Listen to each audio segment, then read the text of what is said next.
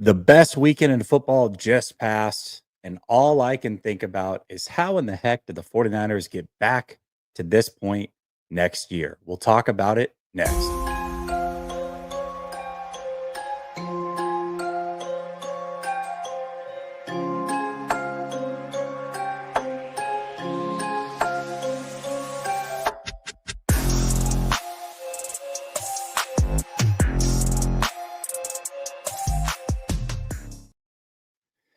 All right, welcome back to Last Second Sports, where we are giving you our take down to the last second.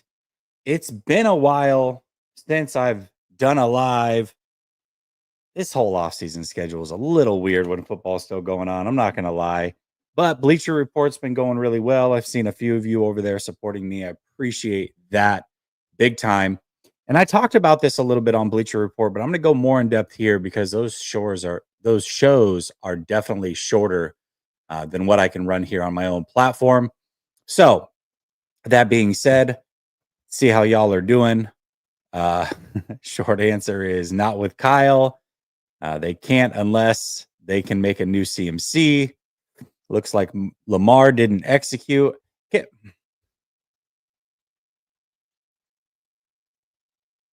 Leave it up to 49er fans to basically tell us no quarterbacks played well this weekend. That's crazy. Not a single quarterback played well, but somehow two of them won. It blows my mind. No, he definitely didn't play well in the first half, but I will say that if Purdy had a game like Lamar Jackson, where he wasn't playing well in the first half and then gave them a chance at the end the way that Lamar did, let's not forget on the road in the snow without his top two wide receivers, had to go 88 yards, does that, and then throws the 2-point conversion and it's dropped. I think everybody under the sun would make excuses, but we won't do that for other quarterbacks. So such is life. Daniels played well. Oh, look, what? So one guy out of the 8. That's great. That's great. No, I highly recommend don't take pick'em advice from me. I'm terrible at it. Said that a million times. Tommy, for some reason, did take advice from me. I don't know why he did that. I literally told him not to. That's your fault. That's a you problem, Tommy. Don't blame me for your terrible picks that you took advice from me. I don't understand why you would do such a thing, but that's what you chose to do. All right. So the context in which we're going to talk about the 49ers is based off of reality and what they are going to do. But before we get there, I do want to talk about the whole Robert Saleh situation and what's going to happen there. I am happy that the Lions got ousted of the playoffs relatively early because now those two coaches are going to get hired and the dominoes are going to fall. Once Glenn is hired, once Ben Johnson makes a decision, dominoes are going to fall as far as the rest of the head coaching positions. And that's going to be great because we'll know if Robert Saleh did or did not get a head coaching position. If he did not get a head coaching position, then we know that he's probably going to end up with the San Francisco 49ers. However, if he does get a head coaching position, then the problem becomes who are you going to hire? Because Jeff Ulbrich, who was supposed to be Saleh Light, I was concerned about that being the backup plan. Not that it was, by the way, but I think in a lot of 49er fans' minds, that was the backup plan. If that was going to be the case, why wouldn't he just go with Robert Saleh to be the defensive coordinator when he gets a head coaching position? Well, it turns out that's not even going to be an option because Jeff Ulbrich did get the opportunity to be the defensive coordinator for the Atlanta Falcons, and he took that job. Very, very smart of him, by the way, because there's no guarantee that Robert Saleh was going to get a head coaching gig. So I like what the 49ers did early. They started out with a Deshae Townsend interview. Deshae Townsend, former defensive back for the Pittsburgh Steelers, very, very good player. He's now with the Detroit Lions. And it wasn't necessarily that they interviewed Deshae Townsend, although I do like that interview because he brings something different. He most likely, I would imagine, is the backup plan assuming they lose Aaron Glenn. And so if you take him away, plus they lose Aaron Glenn, then that means they're really struggling in Detroit. And if you can basically make a contender weaker, you definitely want to do that. But I like the fact more so that the 49ers were getting out in front of this whole situation just in case Robert Saleh ends up somewhere else. But that was over a week ago. I mean, I think I was still in LA at the time. We're talking a week and a half ago. So where have the interviews been since then? And then it comes out that it's basically Robert Saleh or bust. Well, if Robert Saleh ends up getting a head coaching position, what do they fall back on? Do they go with the Dennis Allen? Do they go with Anarumo? Do they go in house and keep Staley? I don't know. I don't know what the backup plan is. Maybe they have one, maybe, but maybe they don't. And let's say they do, and that backup option is in house with Staley. I mean, how do we feel about that? Now, I'm a big advocate for doing something completely different. I've thrown out coaching names like Mike Pettin, something just way off of what they've been doing, but guys who have been defensive coordinators in this league for a long period of time and know how to run a defense to where Kyle doesn't have to get involved. So for me, going outside of the coaching tree, so to speak, was always a better option. But if you're going to run back the same defense, Robert Saleh is the clear choice. He's the best choice. They just may not have a chance to hire him. But because the Detroit Lions were bounced early, we're going to know whether or not Robert Saleh is available very, very soon. I would imagine by the end of this week, because I think, let's just try to predict it real quick. I think Ben Johnson's probably going to end up with the Raiders or Bears. Either way, it doesn't really impact what Robert Saleh was going to get because he's interviewed essentially with, I think, the Cowboys or is going to, and then the Jags.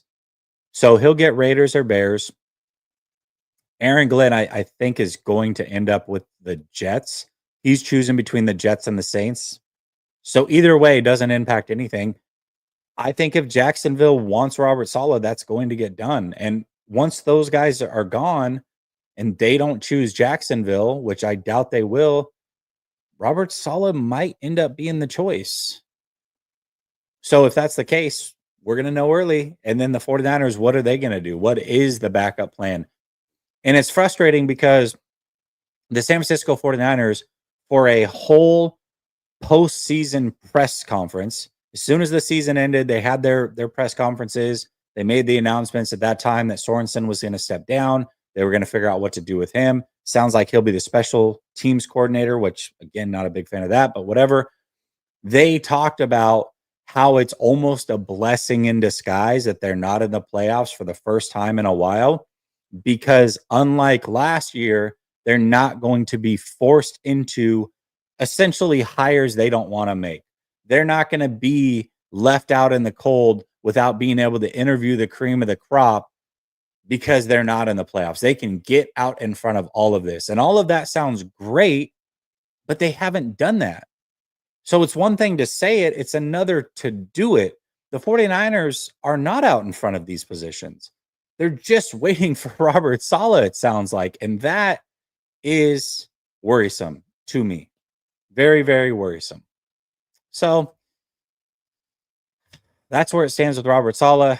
So let's say they don't get Saleh. They bring in Staley. They bring in or keep Sorensen, and he's a special teams coordinator. I think that would be a major, major disappointment. And I would think you guys would all agree with that.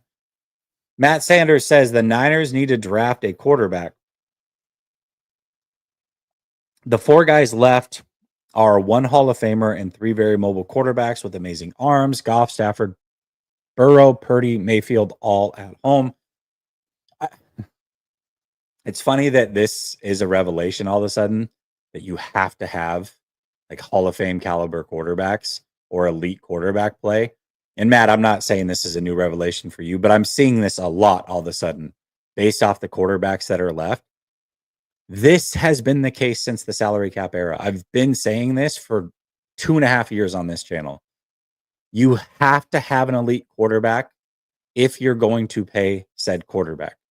That is what wins in the salary cap era. Either expensive guys that are worth that money, so Hall of Fame caliber quarterbacks, true franchise quarterbacks, not, oh, I'm top 10, so that counts as franchise. I think Dak Prescott's a franchise. No, true elite Hall of Fame caliber quarterbacks that are getting paid big time money, or inexpensive quarterbacks. That's what wins Super Bowls. That's what wins the Super Bowls. There's a lot of guys that make Super Bowls that don't fit that criteria. Jimmy Garoppolo was one of them. They don't win Super Bowls. You're either very inexpensive, which Brock Purdy has been and will be next year, by the way. So the window is still very open as far as the quarterback pay goes in Brock Purdy. But outside of that, like, the window is going to slam shut very, very quickly. And unfortunately, the way the team is lining up, they're aging and getting more expensive. And Brock Purdy's got this cheap window where they've got to win like now, basically, or last year, really. So, but we'll talk about it. I mean, we're going to talk about how they can win. And there is a path, in my opinion, there is a path to win a Super Bowl. We'll see how it ends up going. Ooh, Riverboat Ron. You're waiting on, like, his defensive coordinator or to get a head coaching position? I know that he did have an interview, but I don't know. Papa, we watched the games. Like, we watched the games. What stats are you going to tell me that, you know what? Have at it, bud. Have at it in your stat world, all right? We watch the games over here. I do appreciate you, but we don't have to look at stats when we actually watch the games. We know what happened in those games in the fourth quarter when it mattered most and why they're not in the playoffs. So have at it, man. Have at it. Okay. Let's talk about how they can win the Super Bowl. What does it say? Hold on. I love you, Jess, but you can't speak on all Niner fans. I'm not like that. They are only your followers, Grant's followers, but the other are good. In what way? Oh, are you talking about the quarterback thing, that no quarterbacks played well? Yeah, for sure. Listen, when I say 49er fans, I am obviously speaking in general. I would say that I should say social media 49er fans think that way, and they do for the most part. I'm sure there are a few sporadic, but listen, I've watched social media go on a 3-week tirade as to downplay every player that's in the playoffs, every head coach, every quarterback that's in the playoffs, to prop up Kyle Shanahan and Brock Purdy. And it's the strangest thing I've never seen anything like it. Never seen anything like it. Now, fortunately, the 49ers are usually in the playoffs, so we don't have to see anything like it. But this whole phenomenon that's happening right now, where we got to downplay every other head coach and every other quarterback and find something wrong with what they're doing so that we can prop up our guys, is very, very strange. Very strange.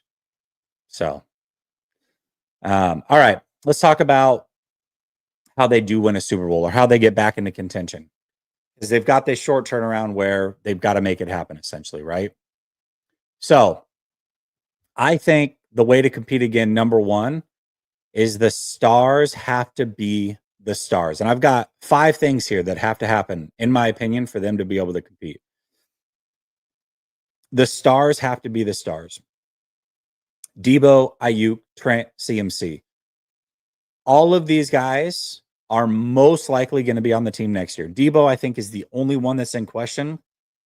It sounds like by the 49ers standards, they don't have any question. They think he's a very good player still. They're going to let it ride out with Debo Samuel. So if that is the situation, those 4 players were paid to be superstars. They have to be stars again. And the interesting thing is, those 4 players, their struggle is different, very different. We'll talk about it. But their struggle for all of them started in the Super Bowl, if you think about it. Deebo Samuel, he was force-fed the ball in the Super Bowl. He had like 3 catches on 11 targets. He struggled. He even got injured in the Super Bowl. He'd gotten injured a couple games previously in the playoffs against Green Bay, I believe, as well. He just didn't show up in the Super Bowl. And they really tried to make him a focal point, and it just didn't work out the way that they had hoped. Then we fast forward to this year. Out of all the other 3 guys that we're going to mention here in a second, he's the only one that actually showed up this offseason. And he showed up in shape. He showed up in really good shape. He earned the captain's patch. He took Ricky Pearsall under his wing. Sounds like he was one of the only or one of the few teammates that actually showed up at the hospital to see Ricky, which is really, really cool of him. And he stepped into that leadership role. And then the season started to unfold. He got injured, looked like he got a little bit out of shape at some point, probably through those injuries, did his podcast thing, talked a lot of trash, got the pneumonia, and it never came together for Deebo Samuel.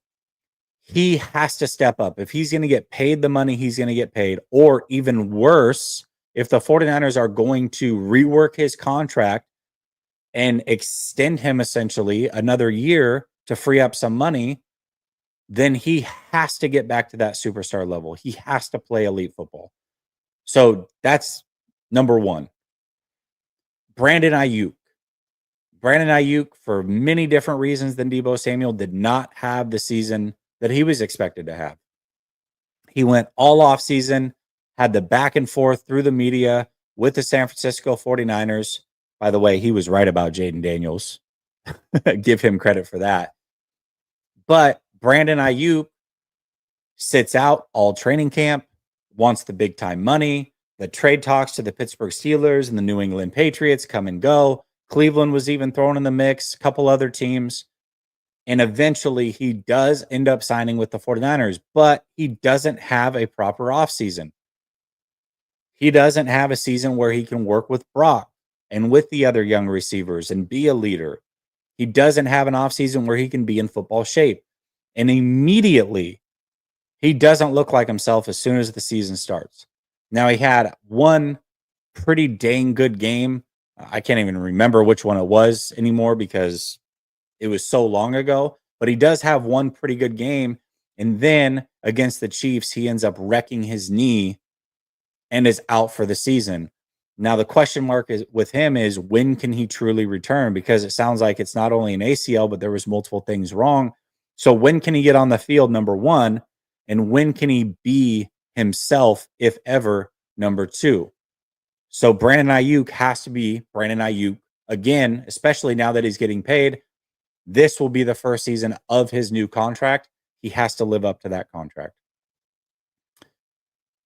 Trent Williams, much like Brandon Ayuk, held out until the very, very end, even longer than Brandon Ayuk. Once the Ayuk domino fell, then things started to go into place.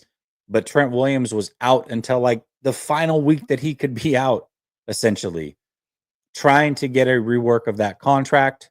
Unfortunately, him missing the offseason, just like everybody else, put him behind the 8 ball. We've seen it with Bosa. We've seen it with Deebo. We've seen it with Ayuk. We've seen it with Trent. They just aren't quite themselves. Now, he was still very, very good. Trent Williams was still very good. He just wasn't the dominant best left tackle in the game, Trent Williams. Now, maybe that's because of age, potentially, partially, but also him missing the whole offseason was a big part of that. Now, the other thing is that Trent Williams is a player that misses games, and he has his whole tenure with the San Francisco 49ers. He's missed games. So him missing games this year was not surprising. It fell in line with what we expect. But now he's not recovering from injuries the way that you had hoped. And at 36, 37 years old, that's not a surprise. He has the personal tragic stuff happen.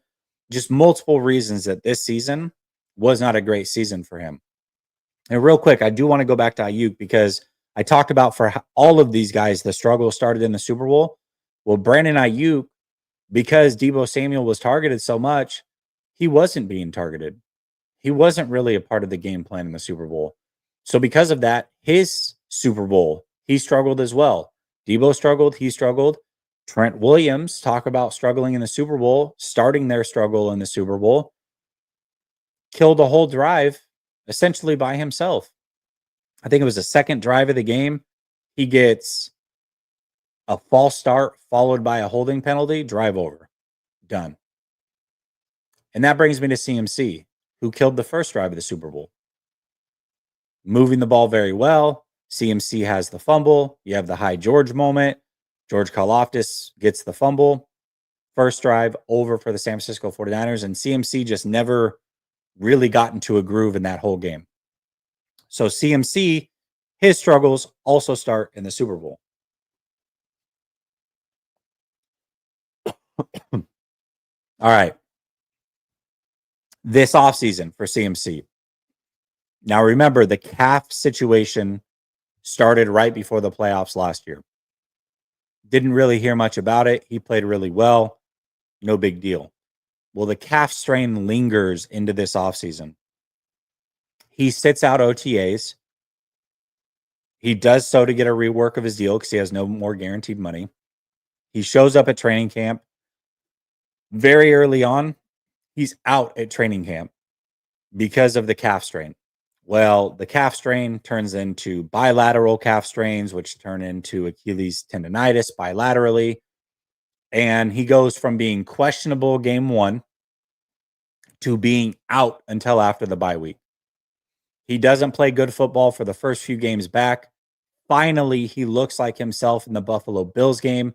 I don't know how much of that was because of the snow and the offensive players having the advantage in the snow, or how much of that was him being back, maybe a combination of the two. But he hurts himself again, misses the remainder of the season. So all four of these players, Debo, Ayuk, Trent, CMC, I think out of the four, they're going to have three of them turn back the clocks, be really, really good players again, be that superstar level player if they're going to have a chance to get back to a Super Bowl or get to this point, at least in the NFC Championship, that they've been at so often in recent years. Now, that may not be realistic. I don't know. We'll see how it goes. But that's going to happen if they are going to make it back, in my opinion. All right, number 2, no sophomore slumps. We've had a tale of 2 different types of seasons from these rookies, and all of them showed flashes at one point or another. So I will talk about the other guys in a minute. But the guys that showed out game in and game out throughout the season were Malik Mustafa, Renardo Green, and Dominic Pooney. All 3 of them played really, really good football. Now, I would say Dominic Pooney was the most consistent from beginning to end. He did struggle a little bit more than most people want to talk about down the stretch of the season.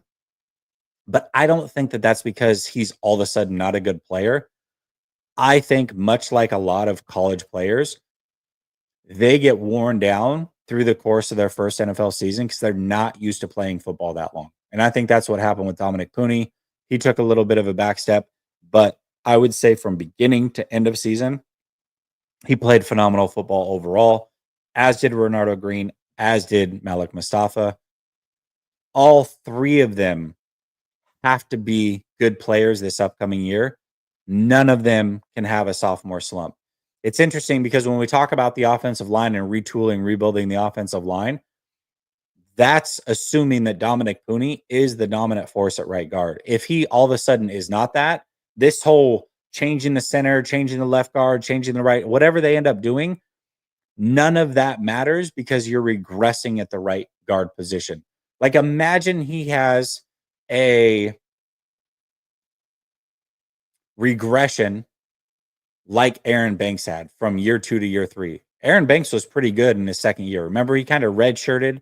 Then he was pretty good in his second year, and we just expected that would keep happening. Unfortunately, it didn't. He's regressed, it seems like, back-to-back years, which is why he's probably not going to be back with the 49ers.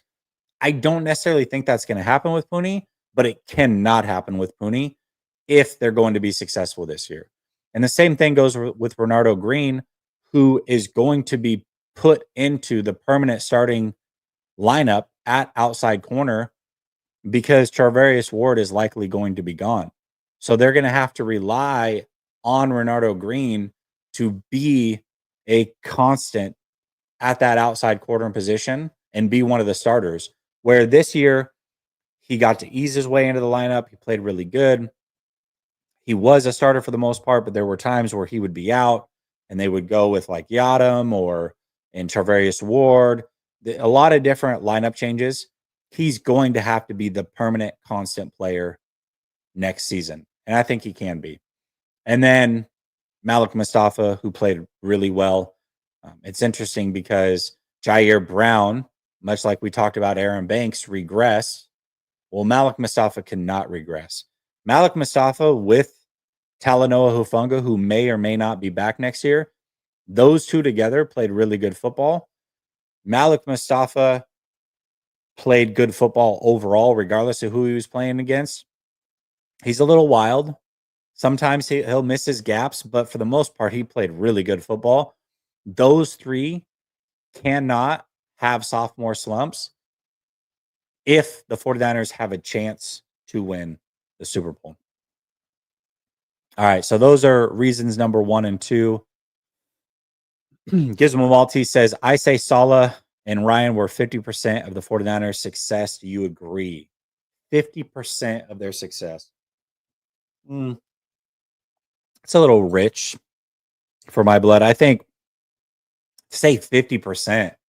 I mean, I think as far as like game day adjustments go, sure. But as far as like roster construction, I mean, you've got the front office doing that with Kyle Shanahan. As far as player development, I mean, that's all the coaches involved. Running the offense, running the special teams. I can't. 50's rich. I'll give them 25, maybe 25%.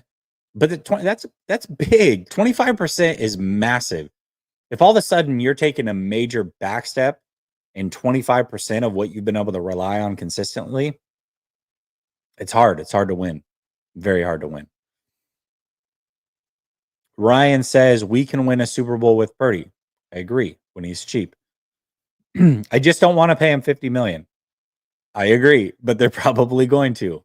We will be back next year. What does that mean exactly? Does that mean that they'll be better or they'll be back to this point next year? When healthy, I like our team versus all these NFC teams. Maybe.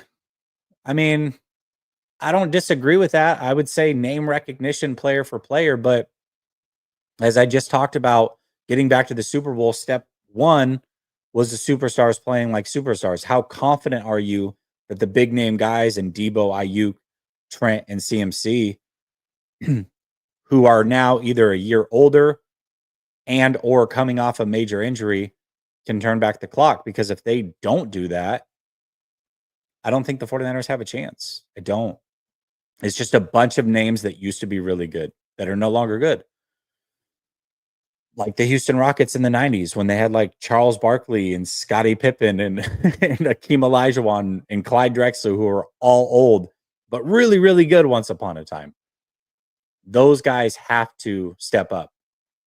I don't think the NFC is out of their grasp, but what I can say is you never know who's going to creep up. At the beginning of this season, if I said Minnesota is going to have 15, what did they have? 14-3 record. Minnesota's going to be 14-3. And, or were they 15? Either way, really good record. 14-3, 15-2, whatever it was. And Washington was going to be in the NFC Championship, you would have laughed at me. And rightfully so, you would have laughed at me. The point is that any team can creep up at any time. You don't know. We don't know what front office and coaching changes and draft picks and free agents are going to be made. We just don't know. And teams also can take a back step. I mean, shoot. Detroit taking a back step next year is not out of the realm of possibility after losing both their coordinators. Washington somehow being better is not out of the realm of possibility with $96 million to spend. So these teams, as they sit now, are not going to stay the same. Neither are the 49ers. So we just have to see how the offseason goes before we can really figure out how real of a chance they're going to have. Ep says, can't lie, the Rams defense has a scary future. Absolutely. They've been drafting in the trenches for many years now. And that's the same with Philadelphia. It's like we want the 49ers, and we're going to talk about it in a second. We want the 49ers to draft in the trenches. But doing that successfully 1 year is not going to get you to where you need to be long term. I mean, these teams have been putting resources into the trenches year after year after year after year, both offensive and defensive lines. Like, it takes a while to get to this point. Philadelphia lost multiple really good players over the last couple of years on the defensive and offensive line. They're as dominant as ever in both those areas because they drafted really well for multiple years to make it work. And that's the same with the Rams. I mean, they lost Aaron Donald.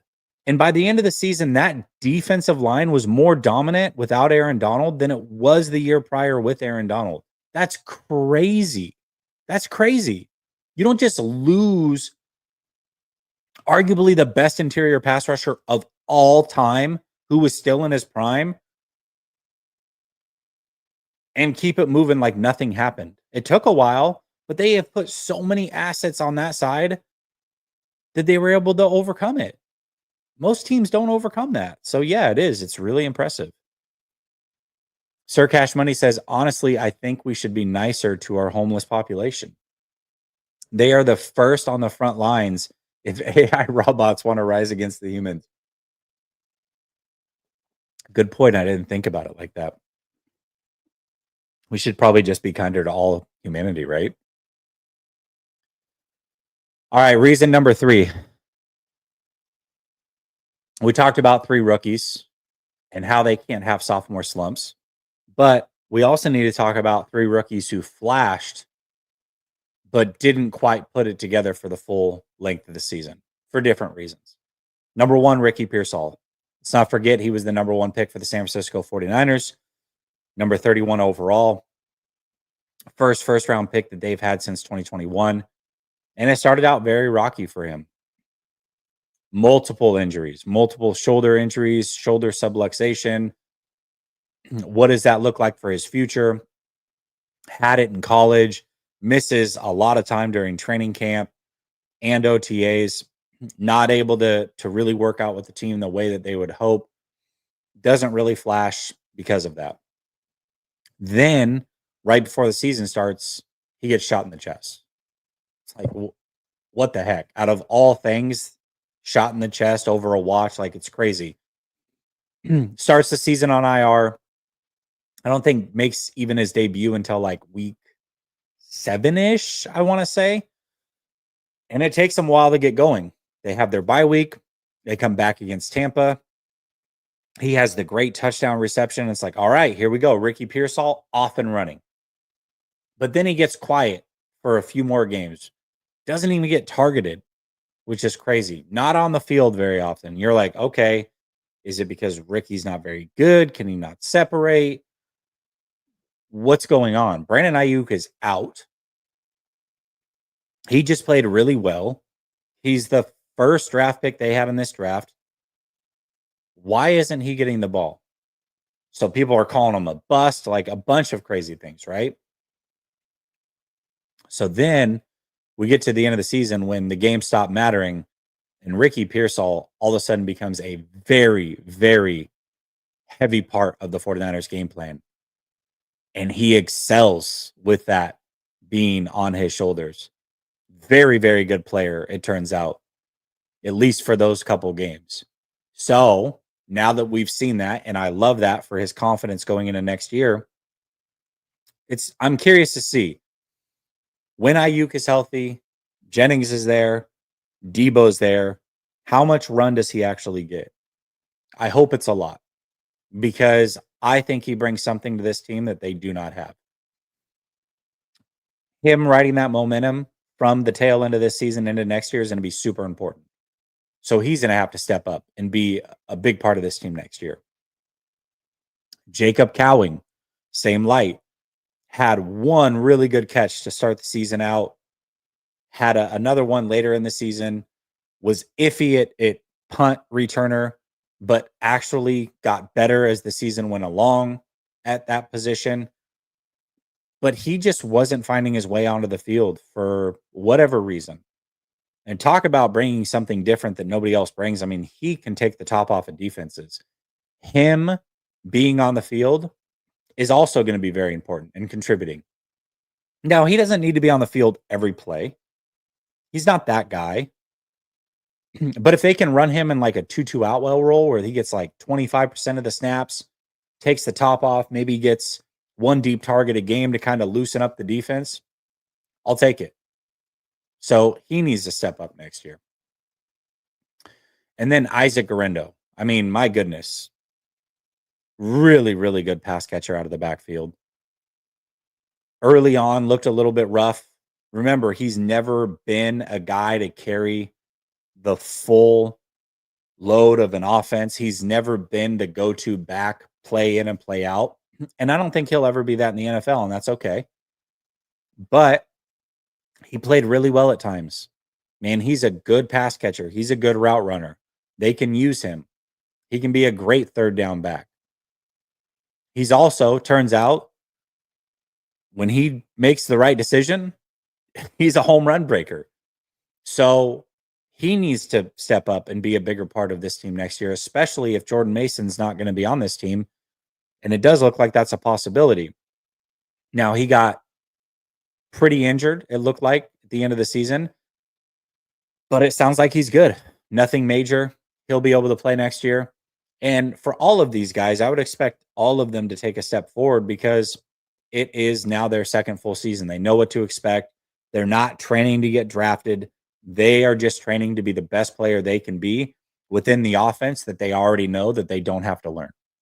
So all three of those guys have to step up next year, in my opinion, if the 49ers are going to get back to a Super Bowl. Reason number 4, or thing number 4 that they have to do to get back to this position next year, where they're playing in an NFC championship and trying to get to a Super Bowl. They have to prioritize depth over stars. So for any of you that play fantasy football, you've probably heard the term stars and scrubs. And basically what that strategy is, I'm going to have like 3 or 4 superstar players, and then I'm just going to draft a lot of players at other positions, and I'm going to try to win. Hopefully 1 or 2 of them hit. But I'm relying on these 3 or 4 guys to be the reason that my fantasy football team goes to the next level. Well, that's what the 49ers did this year. They relied on all of their stars to carry them because what was behind them, without being disrespectful, just to go with the terms that I've given for the fantasy football, were scrubs. Now, listen, they're in the NFL. They've already won at life. They're not truly scrubs. But the drop-off between the superstars and what was behind them was so significant that they just couldn't overcome it. You can't go into a situation next year where that happens, especially because we've already seen it where 4 of your major superstars did not at all live up to expectations for one reason or another. Now, those guys have to live up to expectations for sure if they're going to compete ultimately. But what's behind them cannot be a bunch of journeymen. They have to prioritize building the depth of this roster over spending big time money and going to get another major player. I'll give you an example. We saw Deommodore Lenoir tweeting out about Max Crosby in a 49er uniform. That would be awesome, right? But spending a first round draft pick and then paying Nick Bosa money plus to Max Crosby is not going to resolve the issues of the San Francisco 49ers. It's not. They'll be better with a Max Crosby than what they were last year, assuming he can stay healthy. But that is not going to win them a Super Bowl. If they can't stop the run, It's not going to matter how often you can get after the quarterback. If you can't consistently run the ball and move people with your offensive line, it's not going to matter how often you can get after the quarterback. So going a route like that, which I don't think is realistic at all, by the way, is not a path to success, in my opinion. They have to draft as many guys as possible this year, hit on a couple of them, and then fill out their roster with free agents that are veterans, 1-year guys, but good players that can make a difference on this team going forward. That's how they're going to have to build with Brock Purdy getting paid going into the future. They cannot go out and get a Max Crosby or a Myles Garrett. That sounds great, but spending that first round asset and then dropping 30 plus million to a player like that is going to cause more problems than what we think it is. So that cannot happen, in my opinion, if this team's going to be successful. And then imagine you go do that and that player misses half the season. What are you going to do? So for me, that can't happen. They have to prioritize depth over superstars from this point forward. And eventually, when you do that and you're drafting a bunch of guys, you're going to do what the Rams did and get a Jared Verse. You're going to get guys like the Eagles have up and down their defensive line. You're going to get a Jahmyr Gibbs or somebody like that pops and turns into a superstar in the draft. I mean, the 49ers have had that happen. Kittle, drafted. Fred Warner, drafted. Brandon Ayuk, drafted. These guys turned into superstars. You have enough chances at the lottery, you're eventually going to hit the lottery. But that's where they're going to have to do it. That's where they're going to have to get their superstars from now on, is through the draft, not by spending big money and throwing draft assets to go get a player that's already established in this league. I don't believe that that's a recipe for success, because if you don't hit like a Javon Hargrave, like a D Ford, you're going to have major issues, and it causes more problems than what it's worth. So that is not the way anymore. And then lastly, they have to get back to what was important to them early on in this regime.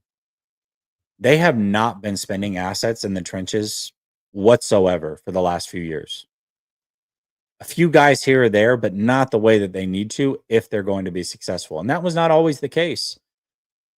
Their first draft pick they ever made was Solomon Thomas. Next year, they followed up first round pick, Mike McGlinchey. They traded Buckner, spent an asset, first round pick, Javon Kinlaw. They spent big money on Weston Richburg and then Alex Mack. They traded for Trent Williams on draft. They traded for D Ford. They really prioritized the offensive and defensive line. Nick Bosa, no brainer, right? Number 2, first round pick. But those early first round picks were all in the trenches. Then they didn't have a first round pick for a while. This year they finally do. They don't go trenches. They go wide receiver. Then they go corner. And hopefully both those guys are really good players. But they hit on Pooney in round 3. And then they got a bunch of guys late and didn't hit on any of them. But at no point did they take a defensive tackle at all last year or the year prior. They really needed them. They didn't spend any of those lottery picks on it. And they had a bunch of guys that ended up not being good players and aren't on this roster anymore.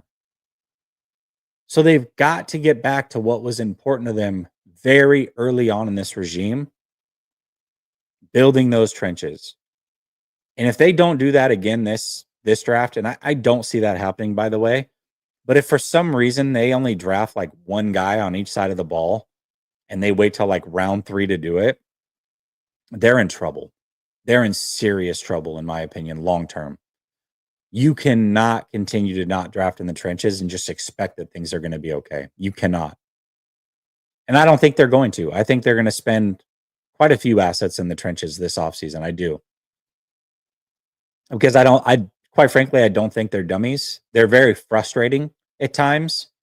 They don't do things that seem very obvious at times. but they've also built a really good roster before. And they did that by staying true to the trenches. So they've just got to get back to that. So real quick, let me recap the 5 ways they can get right back to this point. NFC Championship next year, potential Super Bowl, the 5 things that have to happen. Number 1, superstars have to be superstars again. Debo, Ayuk, Trent, CMC. 3 of those guys have to get back to being what they were if they're going to have a chance. Number 2, no sophomore slumps. The guys that played really, really good for a majority of this year that were in this draft, Malik Mustafa, Renardo Green, Dominic Pooney, those guys cannot have sophomore slumps. They have to be major contributors next year, maybe even more so than they were this year. Reason number 3, they have to have a little bit more from the other rookies. All 3 of these guys flash. Pearsall, Cowing, Isaac Orindo. But they have to be consistent next year. Number 4, they have to prioritize depth over superstars. You're not in a position where you can go drop a first-round pick and a bunch of money to go get a Max Crosby or a Myles Garrett, and that's going to solve your problems. It's going to compound the issue. Spend that first-round pick, save your money, and prioritize depth over superstars. Because when those superstars get injured or they don't live up to expectation and what comes behind them is not near as good, it's going to put you behind the 8 ball. They have to prioritize depth over superstars this offseason. And quite frankly, they're probably going to have to do it for a couple seasons. And getting superstars can happen, but you're going to have to do it through the draft. You got to hit in the draft. And number 5, they have to go back to building the trenches like they did very early on with this team when they spent their first 2 first-round picks, Solomon Thomas, Mike McGlinchey. Another first-round pick, Nick Bosa. Another first-round pick, Javon Kinlaw. Traded assets to get a Trent Williams and a D Ford. Signed a Weston Richburg in the offseason. They really cared about the trenches early on. Now, a lot of these guys didn't hit. I understand that. But the effort was there. The philosophy, the roster building, the construction from the ground up to make this team good was in place. And their mind was in the right place in trying to build that roster the proper way. The last couple years in the draft, it seems like they've gotten away from that, where they prioritize skill position guys. That is not a way to win long term. And the 49ers knew that early on. That's why they built their foundation the way that they did or tried to. They've got to get back to that, in my opinion. So those are the 5 ways that they're going to be able to make it back to a Super Bowl and in the NFC Championship again next year. Corey Wiggs says Bears hire Ben Johnson. Is that true? Oh, we were talking about dominoes falling. Let's take a look. Let's take a look. Don't be fooling me. Ben Johnson.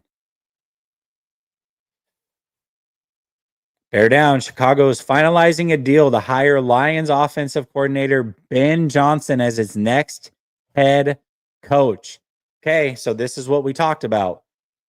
If last offseason or even this offseason, last season at the end of the year or this offseason, I had told you that the Washington Commanders would be in the NFC Championship, you would have laughed at me. If I would have told you that the Vikings would have gone 14-3 or 15-2, whatever their record is, you would have laughed at me. I'm not saying that the Bears are going to do this. I don't know if Ben Johnson's going to be a good head coach. I don't know that Caleb Williams is a good quarterback yet. What I do know is that Caleb Williams does have talent. And he was in a dumpster fire of an organization with a dumpster fire of a head coach his rookie year. What I do know is Ben Johnson is probably second to none when it comes to play calling and play designing. Again, that doesn't mean that either of them or both of them put it together. But now you're looking at the Bears, or should be looking at the Bears, in a way different light than what we were just looking at them to end this season. They've got a chance now. They've got a chance to get the best out of Caleb Williams. Maybe it pans out, maybe it doesn't. But if the Bears are competing for a playoff spot next year, I don't think that's out of the realm of possibility because they got their guy and a guy that is going to be there with Caleb Williams to develop. So we'll see. Shady Luke says, told people Johnson would lean Chicago because of Caleb. People laugh. Chicago is trash. He won't. Oh, yeah? Just wait. And boom, here he is. Yeah. You know what I do find interesting, though, about the Ben Johnson thing? The Commanders wanted him to be their head coach. Do you find it a little ironic that Jaden Daniels and the Commanders are the team that ended his reign as an offensive coordinator for the Detroit Lions? Little irony in that. And now he's going to coach who was the first pick in the draft that is clearly not, at least in this moment, on the same level as Jaden Daniels. I find that a little ironic. We'll see how it works out. It might work out really well for him. And like I said, if they're in the playoffs next year or fighting for a playoff spot, I would not be shocked. I wouldn't. Like, this is a move that they needed to make. That was a great hire by them. Very good hire. Now, it may not work. Ben Johnson may not be a great head coach, but when you have the first overall pick in Caleb Williams and he's thrown into a dumpster fire of a situation, you want to get him an offensive-minded head coach that he can grow with and learn with. So he's not learning a new system every couple of years. I mean, Justin Herbert's a great example of this. He's had 3 offensive systems in his first 4 years he was in the league.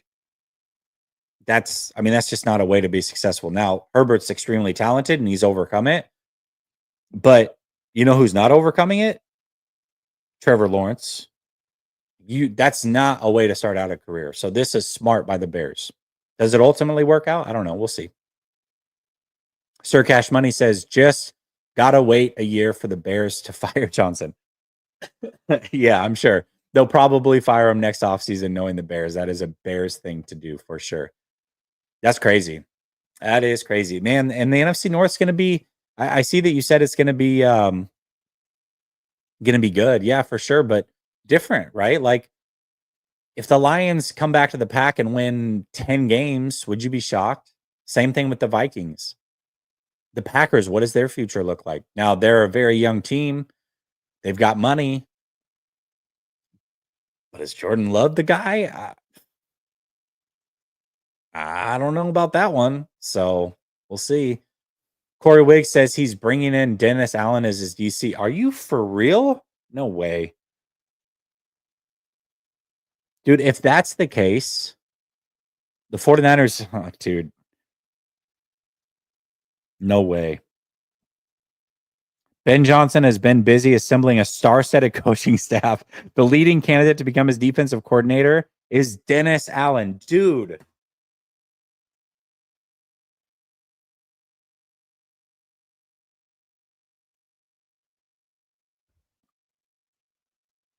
Lou Anarumo and Dennis Allen have both been discussing the opportunities to join Ben Johnson as the defensive coordinator, depending on where he landed. He is expected to select Dennis Allen. Well, there goes another guy that the 49ers wanted. This is why you cannot wait, 49ers. We started out this show talking about waiting and how much of a problem that can be. You can't wait. You can't wait. Because now Jacksonville, there's a good chance they're going to hire Saleh. Dennis Allen's gone and Ulbricht's gone and then Saleh's gone. If they don't get Saleh, man, then what? So frustrating. We'll see. Hopefully they just get Saleh and it's not a big deal. But, man, this is crazy. Crazy. And I'll say this. What is it? Anarumo? Yeah, Anarumo. I don't get the fascination with him personally. Like, what his defense is, he's had one decent defense in the 6 years he's been a defensive coordinator. I don't know. A lot of people like him. And maybe he's just a really good leader of men. And there's something I'm missing. But just sheerly off the rankings, man, his defenses have not been good. They just haven't. And that's the only way that I can really look at it from afar. You know what I mean? Golly. Yeah, Eberflus. He was a good defensive coordinator. He was. Yeah, I don't know, Steve-O. I mean, this is interesting because college to me is like, if upsets are going to happen, it's always in college football because these players are young, their heads get big, coaching matters so much. I would pick Ohio State to win. If I had to bet everything I own, I'm betting it on Ohio State, but I don't know that I would be shocked if Notre Dame found a way to stick around and win this game. I mean, they're coached very well. They've been hearing for 10 days that they have got no shot. This seems to happen in college football. Did Anarumo go? Oh, dude, really? No way. Or is that an old thing?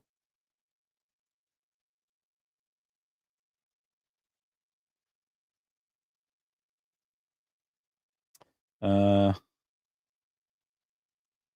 don't see anything on Lou Anarumo. Let me see.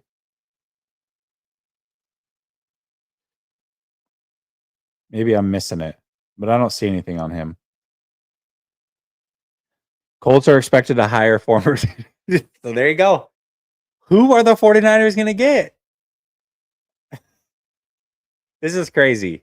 If Robert Saleh goes, man, it's going to be, oh geez, it's going to be Staley, isn't it? Let's all put our good vibes out there, prayers, whatever you got for Robert Saleh to be the 49ers guy. Because if not, that's not going to be good. It's not going to be good. All right, y'all. Listen, I got to go coach. Speaking of football, I got to go coach my son's football practice. I appreciate y'all for tapping in. I'll be back tomorrow. We're going to have a lot to talk about. My goodness. All of these defensive coordinators gone. Just like that. You see how quickly it happens? I literally started the stream saying the 49ers cannot wait. They're making a mistake by not doing these interviews. And where are we at? 57 minutes later, all of the good candidates are gone. Gone in 57 minutes. Gone in 57 minutes. That's the sequel to Gone in 60 Seconds, if you didn't know.